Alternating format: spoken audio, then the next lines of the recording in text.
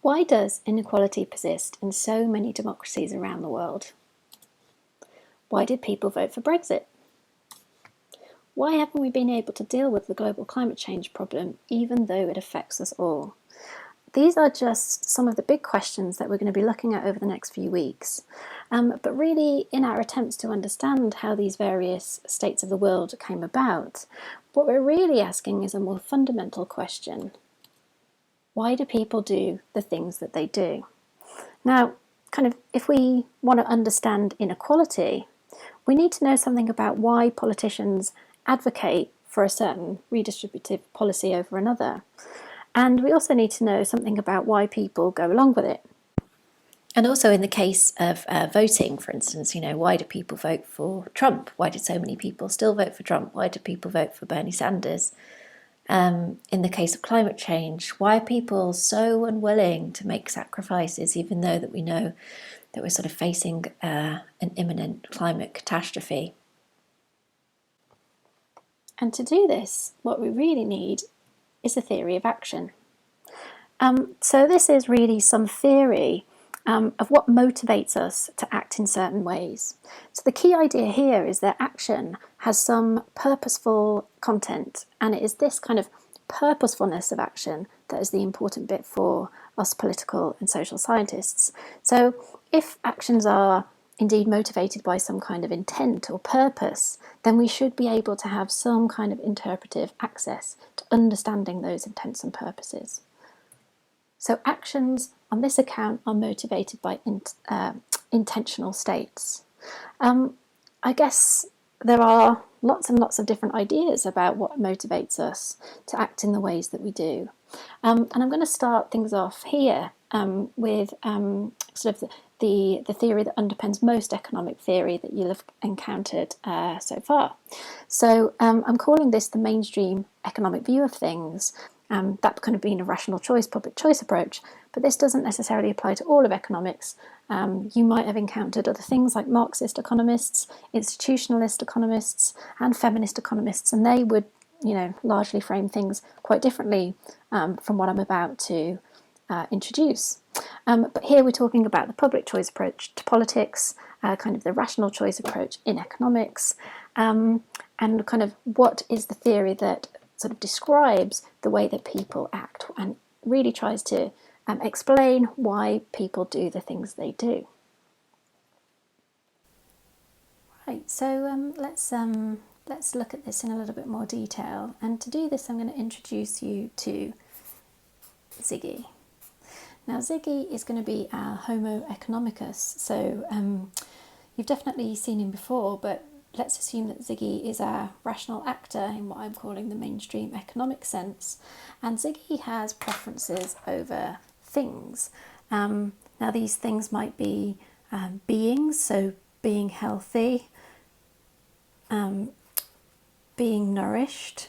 They could be doings. So, I don't know, drinking wine, eating cheese, entering into a debate with friends. But Ziggy has preferences over various things. And now his kind of preferences here, importantly, could be selfish. So they could be things that we might deem to be selfish, or they could be altruistic, and they might be good or bad kind of in a normative sense. But the rational choice is really agnostic over the content of these preferences. The only real requirement is that they are well defined in some kind of formal structure. So here I've kind of put the greater than to demonstrate that, this bundle of things, this bundle of preferences, Ziggy has some kind of ordering over these things, or can kind of work out which bundle of things is going to be better or worse for him. So the only requirement in this sort of mainstream economic view of things is that these preferences are well defined, so that Ziggy's ordering over these preferences can be represented by a utility function. And so this bundle of preferences return some unit of utility.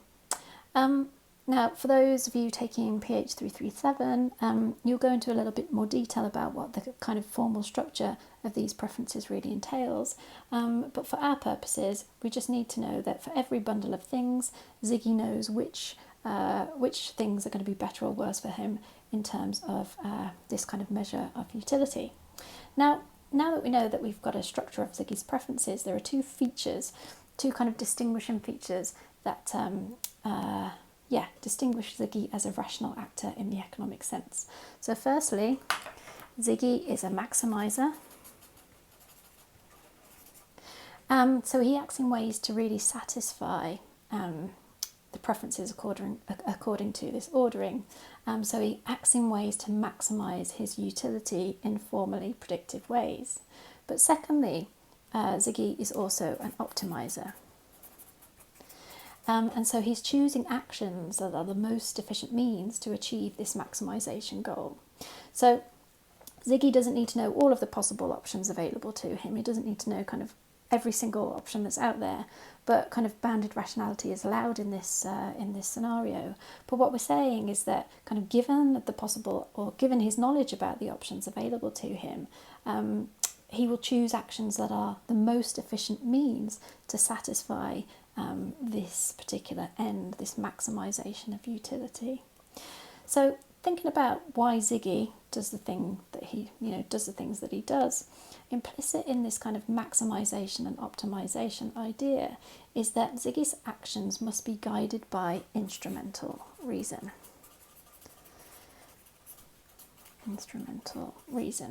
So his actions can really be explained in purely instrumental terms. So in deciding how to act, Ziggy considers, what is the quickest and easiest way to maximise utility. And so his actions in this sense are a means to some predetermined end. So this end being the satisfaction of his preference ordering. So perhaps it's worth just reiterating something that I kind of mentioned very casually. But kind of when we talk about the economic approach to understanding action, we often hear of it as being sort of self-interested, self-centred. But I think it's kind of worth being clear that in terms of these type of ends, this kind of utility, these can be thought of as being self-interested. So kind of, we might think of these ends being the pursuit of more money, wealth, power, a better job, things like that. But the economic approach doesn't necessarily prescribe that these ends need be conceptualised in this way. So you might, for instance, get utility from making other people happy. And this is permissible as an end, so long as it guides your actions in fulfilling it. So it's the instrumentalness, if you like, that is important here. And so I guess in that sense, you can kind of think of it as being self-interested, but for quite different reasons. So the fact that you kind of pursue your own utility and taking these actions as a means to satisfying given ends that you as an individual have reason to value, we could sort of say that's self-interested, but that is quite distinct from kind of saying that the ends that someone pursues are self-interested in themselves. Now that's sort of a bit of an interlude as an aside, but I thought it would be worth kind of reiterating that as a kind of an important analytical distinction.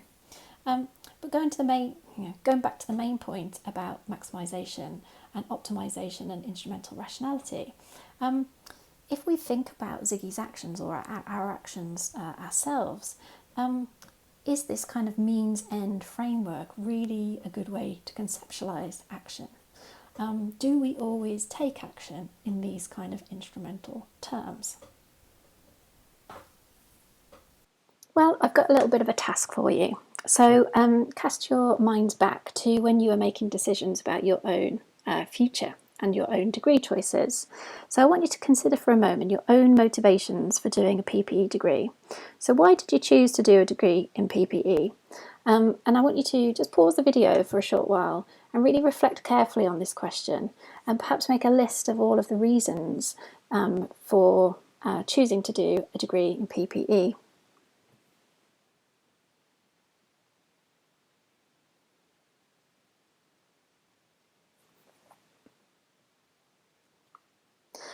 Okay, so hopefully you've had time to think carefully kind of about your own motivations for acting in the way that you did. But going back to the main point, this idea of maximisation and optimisation requiring instrumental rationality kind of says something about the reasons for our action, in that all our actions are a means to an end, that is the maximisation of utility. But of course this might seem a little bit restrictive, so again reflect on your own reasons and think about how this idea of instrumental rationality fits into those reasons. So in this view of rational choice view of things, the mainstream economic view of things, there's no room in that utility function, in the idea of maximising that utility function, for the influence of values, ethics and ideas on conceptualising our motivations to act. But it's not difficult to think of many actions that we take that are actually guided by the values that we hold, so kind of acting as a kind of restraint on the actions we deem permissible. So I've asked students about their motivations to study PPE lots of times before, and there's always at least one response, a very noble one, of wanting to make a difference. So kind of to make the world a better place, so to speak. Now it's quite plausible to think that doing a PPE degree isn't really the best way of achieving that kind of goal. I don't know, perhaps going out into the world and speaking to people, learning firsthand about different walks of life would get you further in this kind of pursuit than studying for a PPE degree. But many of us kind of choose to study, or at least the study option, over going into the field because we've grown up with a sense that a university education is something we should have and experience. It's kind of part of our own value structure and system. But of course, the rational approach to things doesn't account for these types of values to enter into our motivations and decision making. And this also speaks to another kind of dead end, if you like, for instrumental action. So action is surely often taken not just for the instrumental purpose or the kind of as a means to some other end. Actions are obviously taken, often taken for the value of the action in its own right. So perhaps you chose to study a PPE degree because, yes, you anticipate it might make you more employable and earn you a good salary, so very instrumental reasons. But you might also have acted in that way for the kind of intrinsic value of an education in PPE for its own sake, or at least that's my hope of the reasons that you're here. Sort of as an aside, and you know, this is my brain moving on to something a little bit different but relevant. So something I find particularly interesting, and again kind of reflect on your own lists of reasons here, is that we tend to post-rationalise our reasons for doing things or reasons for acting in the way that we do. And we post-rationalise in instrumental type grounds. So when the action could, if we're totally honest with ourselves, could be sort of more emotive or expressive. So in kind of thinking about the reasons for doing things, or kind of reasons why we act in ways that we do, we tend to post-rationalise them in instrumental terms. This kind of speaks to what the psychologists would call cognitive dissonance. And I know that I do this all the time. So thinking, okay, I do this for a certain reason, when actually it's probably just kind of a more emotional response to a situation, or just because I want to do it. And I think probably even more interesting about this phenomena is that economists, or those that have been trained in some kind of economics, tend to post-rationalise more frequently than people who've not studied economics before. So that might tell us something about the reflexivity of the way that we think about the world, and actually become sort of a self-fulfilling prophecy. But we'll consider many examples of political action where this kind of instrumentally rational idea can be challenged. So do look out for it, and the purpose of the module is really to reflect on those ideas whenever you're presented with a model that relies on expected utility, which most of the models that you encounter really do. So I'm kind of challenging you to think about the version of rationality that is implicit in those models, and whether actually a more broad account of rationality might be required. So what does this all mean for explaining the social and political phenomena we'll be encountering in the module, and more generally? So really what we're kind of asking is, how do we explain collective outcomes? So how do we explain institutions or the kind of social environment by reference to the maximising and optimising actions of individuals? I've pulled out a quote here by Buchanan and Tulloch, who are two heavy hitters in the public choice literature. And if you're interested in the public choice view of things, these two guys were there and advising on really government policy in the Reagan-Thatcher era. So check them out if you're into that kind of thing. But I've got a quote here that really encapsulates the idea of, how do we explain social outcomes? How do we explain collective outcomes from this idea of individuals as instrumentally rational agents? So for Buchanan and Tulloch, they argue that collective action is really nothing but the action of individuals when they choose to accomplish purposes collectively rather than individually. So that for them, the state is seen as nothing more than the set of processes, the machine which allows such collective action to take place. Now let's bring back Ziggy to unpick this a little bit further. Right, so we need to remember that Ziggy, here he is with his utility function. Ziggy is a purposeful actor. He has well-defined preferences and he maximises and optimises with respect to utility. And according to Buchanan and Tulloch and the public choice and the mainstream economic view more generally, Ziggy as an individual is the cause of all social action. So all social action and phenomena that we see can be reduced to individuals. And of course, individuals have these kind of maximisation, optimisation, instrumental rationality characteristics. So if we think about structures like the state, institutions, society as a whole, we kind of see these as the kind of deposits of individual action. So individuals like Ziggy interacting in an instrumental fashion, taking actions as the most efficient means to maximise their utility. So institutions are kind of seen as efficiency mechanisms. So, kind of if we think about this in terms of contracts, for instance, I take out a loan because I want to start a business, you want to lend me the money because you earn interest on that loan, and the institutions that are kind of governing that transaction are there because everybody wins. So the contract is in both of our interests. Those of you that are more philosophers, you can kind of think about the similar sort of logic that underpins Hobbes's Leviathan. So, we agree to some form of state in order to transcend this dog-eat-dog world of the state of nature.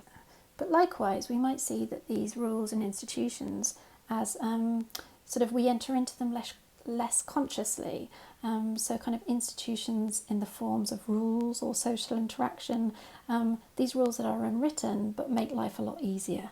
And so I was trying to think of an example of this, and the thing that I thought of was, wearing appropriate clothing in public. So while we can kind of argue about what is appropriate, clearly looking around, most people wear regular clothes in public, which makes their interactions much easier. So these kind of institutions or structures or rules of the game can be both sort of conscious in terms of that we consciously enter into them, but also unconscious written rules that regulate our interactions, but are there as kind of deposits of our individual instrumental action. These types of institutions then sort of essentially both constrain but also facilitate our action. But yeah, the key point here is that they come about through our own individual action. Now, I envision this in my own mind as a kind of Pac-Man situation where we can think of structures, or the walls in this case, are the rules of the game. And we bump into these rules and we bump into these walls every now and then as we navigate through the social kind of Pac-Man world, if you like. But the key idea is that we set up these structures in the first place to help us avoid the ghosts. They help us facilitate good relationships and more efficient ways of doing things. So, the important thing is that these walls, while kind of helping us navigate the world, they come about through individual purposeful action. But the real important point here is really that the direction from individual to structure is unidirectional.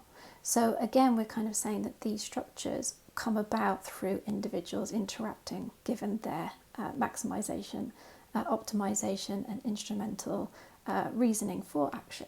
So if we think about the direction of travel for what explains social phenomena, we definitely see in this case that it's all about the individual. The direction of travel is unidirectional from individual to structure.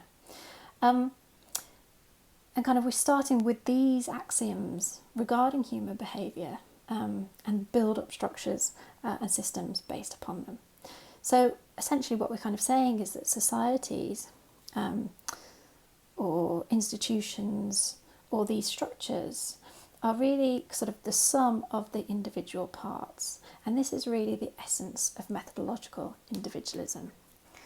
Well, this idea of methodological individualism, or this kind of directional or unidirectional way of getting from the individual to structures, is so implicit in economic models that kind of economists would really rarely question it.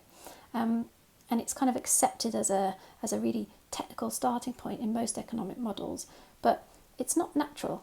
It is actually, if you think about it, super loaded ontologically speaking. So, if we were sociologists or in a sociology class, we would be hearing that individual action is actually all about the structure. And so actually the individual action is not just kind of shaped by, but also kind of explained by the whole. So we're not saying that the whole is essentially the sum of the individual parts, but actually the whole is the essence of the individual parts. That in the kind of the strict holist or methodological holist view, we would say that actually individuals have little to no agency in choosing to act the way that they do, but instead kind of society or culture, the system itself influences preferences and purposes of the individuals involved. So this is not kind of given as it is in the economic model, but is actually determined by the structure itself. Now, I wouldn't go as far as kind of this more extremist view, sort of the methodological holist view. It does seem a bit too deterministic to me to say that kind of we have no individual agency in the actions that we take. But we don't really need to go as far as the holists to admit that structure might have at least some influence on individual action. And in fact, we can kind of see that the causal arrow between structure and individual action goes in both ways. And I guess to kind of go back to that idea of parts and wholes, I want to emphasise that we're not just saying that kind of the whole is more than the sum of the parts. The real question that we're asking when we're thinking about structure and agency is whether or not these individual parts kind of function because of their instrumental reason after taking in information about how the rules of the game operate. It's kind of whether this web is more complex, where individual parts are partly constituted in their relation with the whole. Now, why is this important? Well, kind of if we accept that latter interpretation of events, that actually, yes, we do have this sort of two-way interaction, that individual action is not just about this way of conceptualizing action, but is actually constituted by social structures, culture, ideology, the system, if you like. Well, kind of if we accept that interpretation, then we need to know something about an individual's position and function within the system itself. Because if we don't have that information, then how can we say anything meaningful about the way that they act? So, who is Ziggy? So I've characterised him as a man here, but, would his actions be different if he was a woman? Probably. And also kind of, if we think of him as a rich guy or a poor guy, that is also likely to alter the way that he acts. And to quote Jeff Hodgson here, it's really difficult to say his name, the paper on methodological individualism is on the reading list, but I think this quote is particularly insightful. So, our very individuality and capacity to be free is formed by our socio-economic environment. The basic element in society is not the abstract individual, but the social individual, one who is both constructed within and constructed through society. Now, to reiterate, this isn't to say that a person's actions are determined entirely by their socio-economic environment. The argument, which is really a critical realist one, is that socio-economic and institutional environment has a significant effect on the kind of information we receive, our understanding of it, our preferences, and therefore much of our behaviour. So the structures here condition our interests and also the resources we have to pursue them.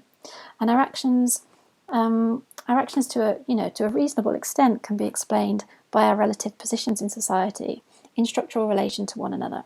So it's not too far a leap to consider how kind of power plays into this. So if we are, if our actions are structured, what are our interests, and what bundle of resources do we have in order to pursue them, are obviously going to be structured by the relative power distributions within society, and those power distributions are largely determined kind of in the past. So there is a temporal element to this also, this temporal element to the feedback between structure and our agency in individual action.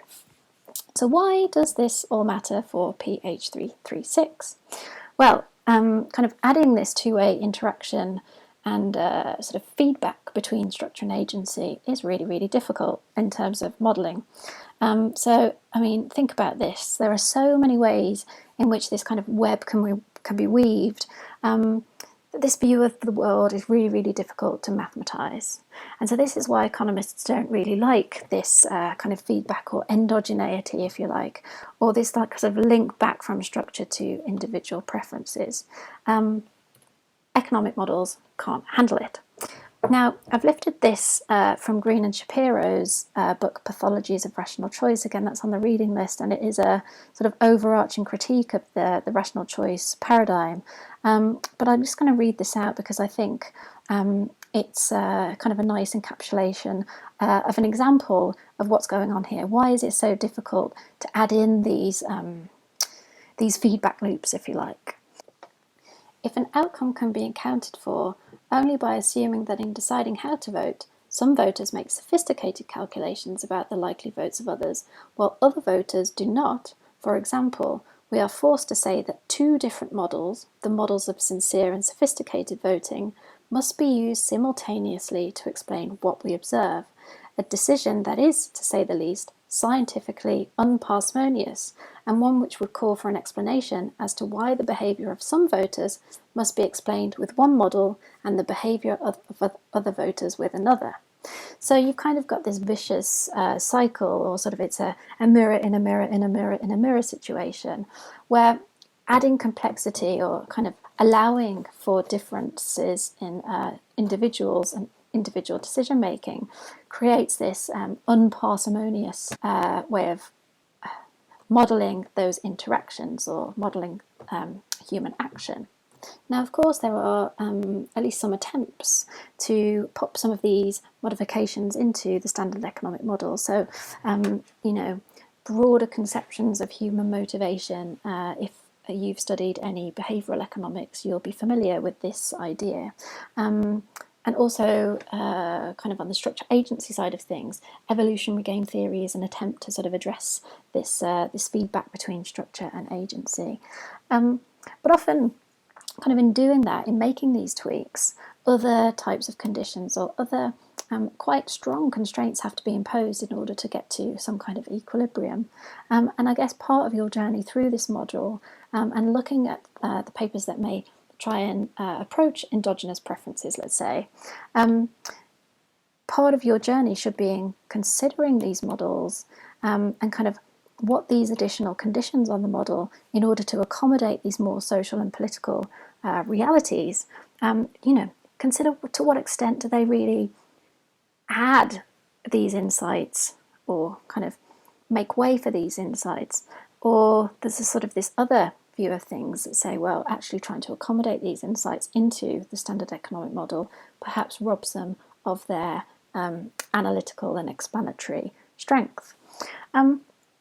So this kind of has implications for practical purposes. So, thinking about this from a practical perspective, why do economics always search for an equilibrium? Well, if an equilibrium exists, then we can make predictive hypotheses about what people will do. So kind of returning to that fundamental question, if we've got an equilibrium, we can make predictive hypotheses about what people will do, always assuming that they behave rationally, of course.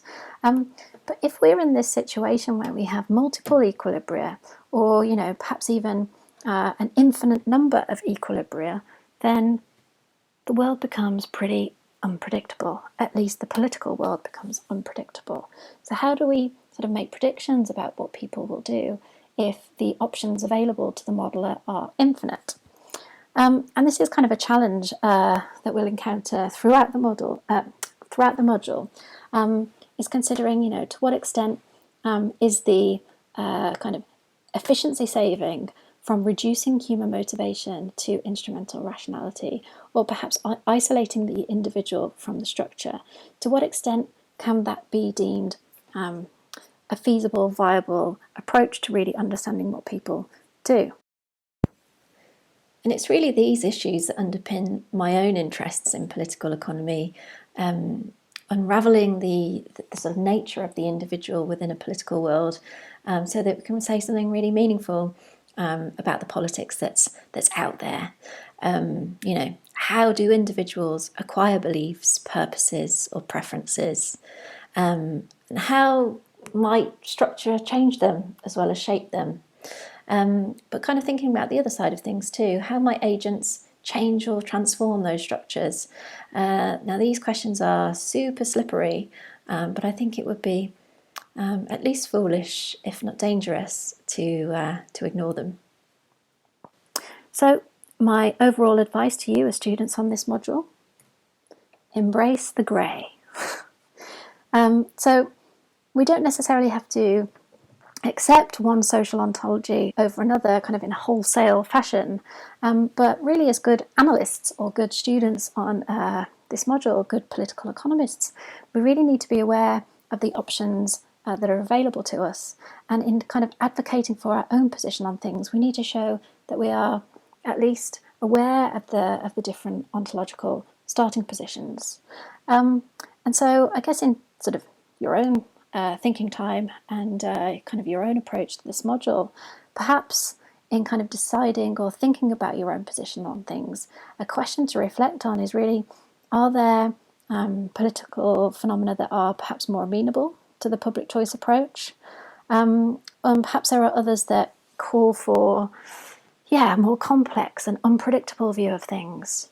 And these are the types of questions that I really encourage you to ask yourself as we move throughout the content. And I think I will leave it there. Thank you.